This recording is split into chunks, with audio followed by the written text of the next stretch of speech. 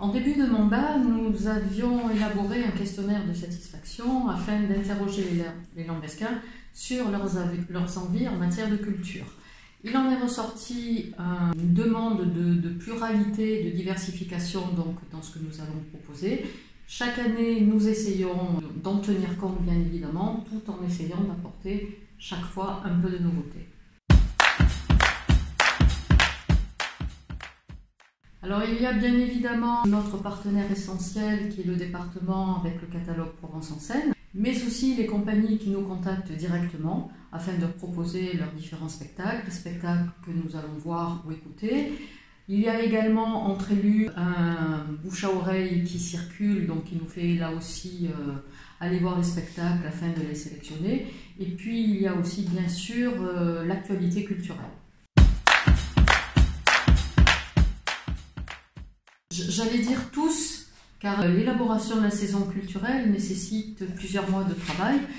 D'ailleurs, nous n'allons pas tarder à déjà commencer à réfléchir sur la future saison culturelle. Alors bien sûr, notre ouverture de saison avec la musique, de la danse autour du cinéma, le tribut de Michel Sardou afin de célébrer le retour sur scène de cet immense artiste qui a traversé toutes les générations. Le spectacle d'hypnose de Cyril Arnaud que l'on commence à voir de plus en plus sur nos écrans de télévision. La musique classique qui est très importante dans notre programmation chaque fois avec un magnifique concert sur orgue dans l'église de Lambesc. Le théâtre aussi qui est un événement incontournable avec la pièce Noc de Jules Romain. Et le ballet avec la compagnie Julien Lestel qui est une sublime compagnie de danse. Alors mon coup de cœur, les chanteurs corses donc, qui seront programmés le samedi 16 décembre. C'est un célèbre groupe qui fera découvrir les chants corses d'une façon beaucoup plus contemporaine.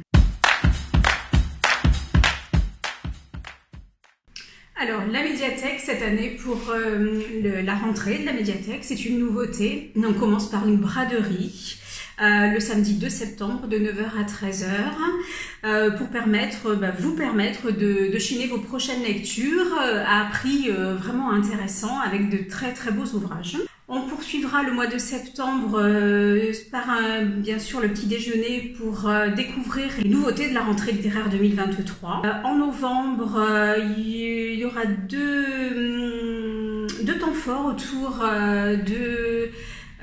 des créatures hybrides, des nouveautés, donc à partir de 10 ans, donc un atelier robot Tanicus et un spectacle vivant autour de cette même thématique. Sur le mois de décembre, on va retrouver les animations autour de Noël, avec cette année un voyage en Europe. Et puis en février, donc l'année prochaine, en 2024, une rencontre d'auteurs avec un auteur de romans noirs, Colin Niel.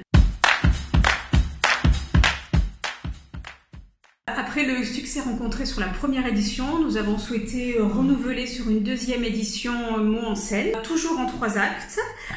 Donc en janvier, la distribution des livres aux classes de CM des 3 écoles de Lambesc sélectionnées par les enseignants pour tout ce qui est le travail en classe et puis ensuite la rencontre avec les auteurs. Sur l'acte 2, ce sera les ateliers réalisés avec l'atelier de la langue française au niveau du collège Jean Guéhenno pour les élèves de 3e. Et l'acte 3, le point d'orgue, qui va être le concours d'éloquence pour les collégiens qui se seront inscrits et qui auront participé à ces ateliers.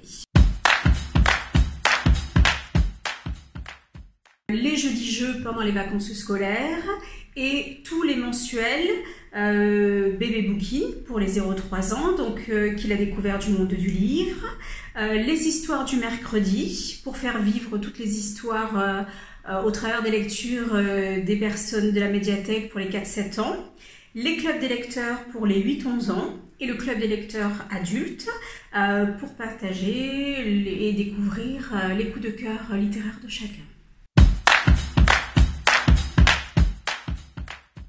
Alors bien évidemment, ce qui fait partie de la culture et qui est très nouveau sur Lambesc, ce sont les expositions à la chapelle Saint-Jacques. Donc c'est un lieu qui est totalement magnifique et que l'on essaie de sublimer donc avec des expositions avec des peintres professionnels. Donc n'hésitez pas à pousser la porte de la chapelle lors de ces expositions. Tout ce qu'on vient de vous présenter, bien évidemment, vous sera dévoilé au fil de l'année par rapport à la programmation, donc à peu près chaque trimestre. Simplement, pour chaque spectacle, pensez bien à réserver auprès de la médiathèque toutes vos places. Voilà, je vous souhaite à tous une belle rentrée. Bonne rentrée à tous et à très vite.